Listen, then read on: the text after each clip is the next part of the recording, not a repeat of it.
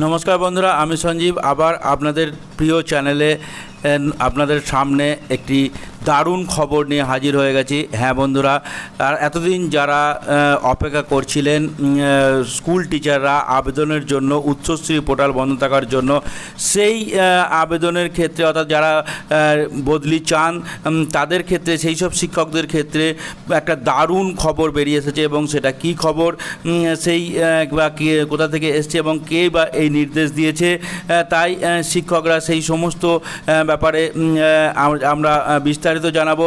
তাই এই ভিডিওটি যে সেই সব শিক্ষকদের ক্ষেত্রে অত্যন্ত গুরুত্বপূর্ণ যেসব শিক্ষকরা খুব দ্রুত তাদের প্রয়োজনীয় বদলি অর্থাৎ বাড়ির কাছে যেতে চান সেই সব শিক্ষকদের ক্ষেত্রে। তাই এই ভিডিওটি শেষ পর্যন্ত দেখার অনুরোধ রইল বন্ধুরা।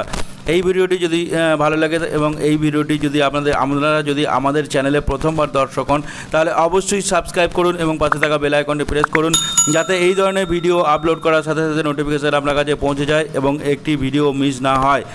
এই ভিডিওটি যদি ভালো লাগে তাহলে একটি লাইক করবেন এবং বন্ধুদের সঙ্গে বেশি বেশি করে শেয়ার করবেন। হয়তো আপনার বন্ধু যার ট্রান্সফার প্রয়োজন তিনি হয়তো এই খবরটি জেনে আরও উৎসাহিত করবেন এবং আমাদের এই ভিডিওটি তৈরি করার সার্থক বলে মনে করব। আসুন বন্ধুরা তাহলে ভিডিওটি শুরু করা যাক।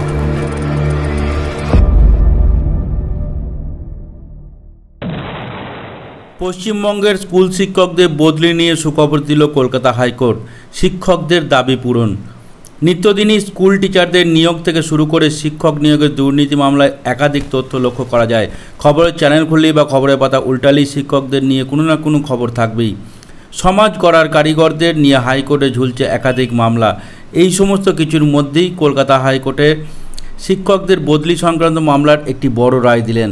এবার অনলাইনে বদলি না হলেও অফলাইনে বদলির আবেদন করতে পারবেন শিক্ষক শিক্ষিকারা, এমনটাই রায় দিল হাইকোর্ট। শিক্ষকেরা এতদিন উচ্চশ্রী পোর্টালের মাধ্যমে বদলির জন্য আবেদন জানাতেন, কিন্তু 2022 সালের 29 সেপ্টেম্বর থেকে উচ্চশ্রী পোর্টাল বন্ধ রয়েছে। কিন্তু তা বন্ধ থাকার দরুন এখন সমস্যায় পড়তে হয় তাদের। এর ফলে আটকে যাচ্ছে একাধিক বদলি। সম্প্রতি এমনই এক ঘটনার জেরে হাইকোর্টে এই রায় দিলেন। তামান্না বেগম নামে এক স্কুল শিক্ষিকা, যিনি উত্তর দিনাজপুরের একটি প্রাথমিক স্কুলে 3 বছর ধরে শিক্ষকতা করছেন। তামান্না বেগম নামক স্কুল টিচার থ্যালাসেমিয়া রোগে আক্রান্ত। শুধু তিনিই নন, তার বছর 5 শিশুটিও শ্বাসকষ্টে ভুগছে। তিনি তার এবং তার মেয়ের অসুস্থতার কারণে স্থানীয় এলাকার কোনো স্কুলে বদলি চেয়ে আবেদন জানিয়েছিলেন, কিন্তু উচ্চশ্রী পোর্টাল বন্ধ থাকায় তিনি অনলাইনে আবেদন করতে পারেননি। পরে তিনি অফলাইনে বোর্ডের কাছে আবেদন জানান, কিন্তু সেখানেও তিনি বিফল হন। আবেদনপত্রে বোর্ড কোনো সদুত্তর তাকে দেয়নি। এরপরই তামান্না বেগম কলকাতা হাইকোর্টের দ্বারস্থ হন।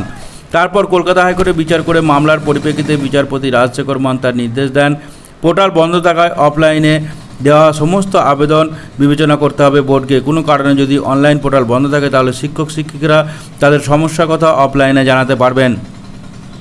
বহু স্কুল টিচার রয়েছেন যারা বদলি না হওয়ার কারণে অনেক সমস্যায় রয়েছেন, তাদের সেই সময় আবেদন বিবেচনা করে বোর্ডকে তার সদুত্তর দিতে হবে।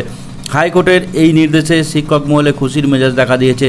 তারা মনে করছেন এই নির্দেশের ফলে শিক্ষক শিক্ষিকারা তাদের আনুষঙ্গিক সমস্যাগুলোর থেকে মুক্তি পাবেন। তো এটা নিশ্চয়ই একটা শিক্ষক যারা বদলি চান তাদের ক্ষেত্রে একটা খুশির খবর। এই ধরনের খবর পেতে আমাদের সঙ্গে থাকুন। আজ এখানেই শেষ করছি। নমস্কার, জয় হিন্দ।